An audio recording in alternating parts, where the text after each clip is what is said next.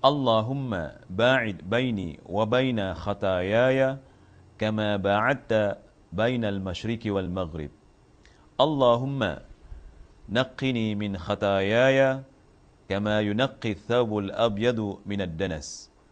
Allahumma ghasilni min khataayaya bil ma'i wath thalji wal barad.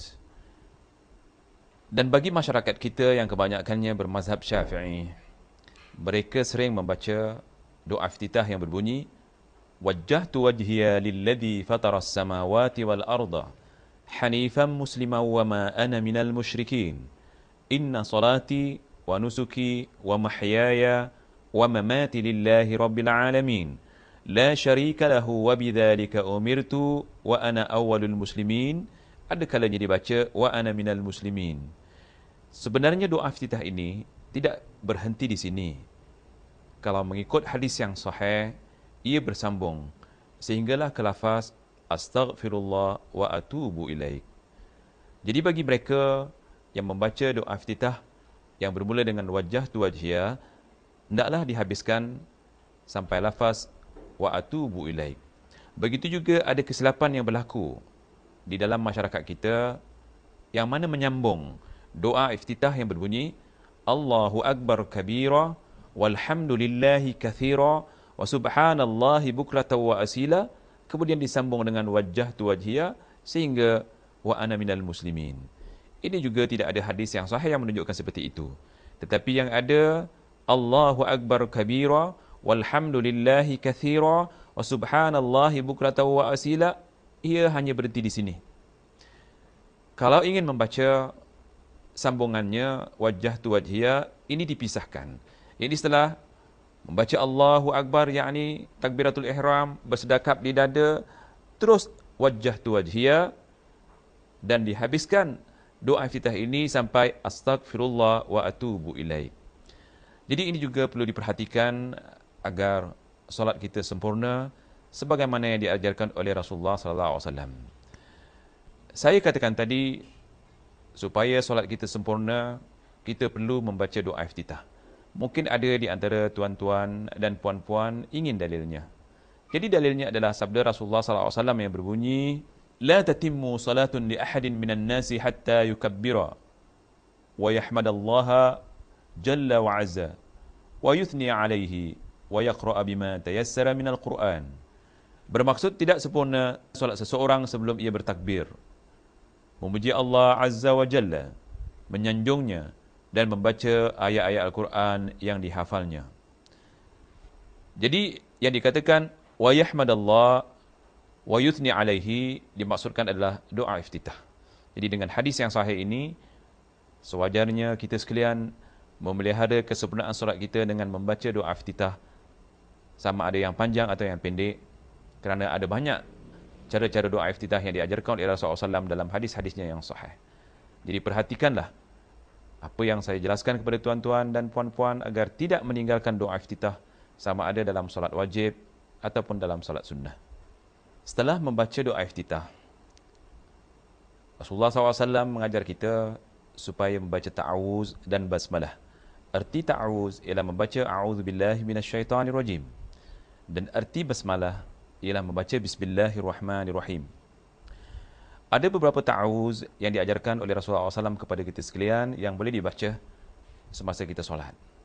Di antara ta'awuz, selain daripada a'udzubillahi minasyaitanirrajim, terdapat lagi dua ta'awuz yang dibaca oleh Rasulullah SAW di dalam solat. Ta'awuz tersebut ialah a'udzubillahi minasyaitanirrajim min hamzihi wa nafthihi wa nafthihi. Ia bermaksud aku berlindung kepada Allah dari syaitan yang terkutuk, dari semburannya, yakni yang menyebabkan gila, dari kesombongannya, dan dari hembusan orang yang menyebabkan kerosakan akhlak. Dan ta'awuz yang ketiga yang sering dibaca oleh Rasulullah SAW selain dua ta'awuz yang kita baca tadi, ialah ta'awuz yang berbunyi a'udzubillahi samii'il alim minasyaitanir rajim min hamzihi wa nafthihi wa nafthihi. Bermaksud aku berlindung kepada Allah yang maha mendengar dan maha mengetahui dari syaitan terkutuk, dari semburannya, dari kesombongannya, dan dari hembusannya. Setelah selesai membaca A'udzubillahi minasyaitanirrajim dan memilih salah satu daripada ta'awuz yang 3, dan setelah selesai membaca Bismillahirrahmanirrahim, Rasulullah SAW lantas membaca Al-Fatihah. Begitu juga perlu diambil perhatian bahawa membaca Fatihah yang diajarkan oleh Rasulullah SAW bukanlah satu nafas. Sebagaimana hadis yang boleh kita fahami, cara baca Rasulullah SAW yang sudah disabdakan oleh Rasulullah SAW, iaitu sebuah hadis kursi yang berbunyi, Qala Allahu tabaraka wa ta'ala, qasamtu as-salata baini wa baina 'abdi nisfain. Fanisfuha li wa nisfuha li 'abdi wa li 'abdi ma sa'al. Wa qala Rasulullah sallallahu alaihi wasallam, iqra'u yaqulu al-'abdu alhamdulillahi rabbil 'alamin. Yaqulu Allah ta'ala hamidani 'abdi. Yaqulu Allahu al-'abdu ar-rahmanir rahim. Yaqulu Allah ta'ala athna 'alayya 'abdi. Wa yaqulu al-'abdu maliki yaumiddin.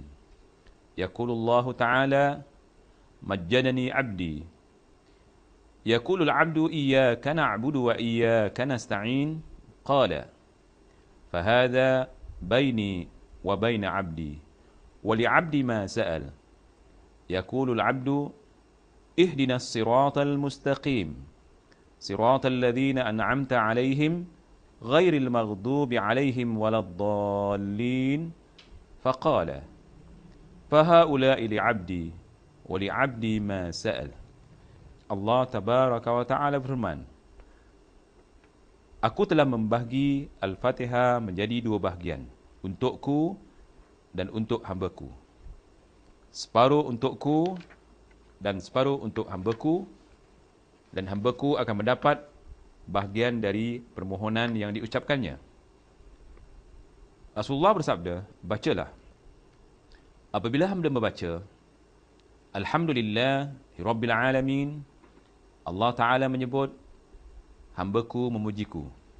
Bila hamba membaca Ar-Rahmanir Rahim, Allah Ta'ala menyahut hambaku menyanjungku.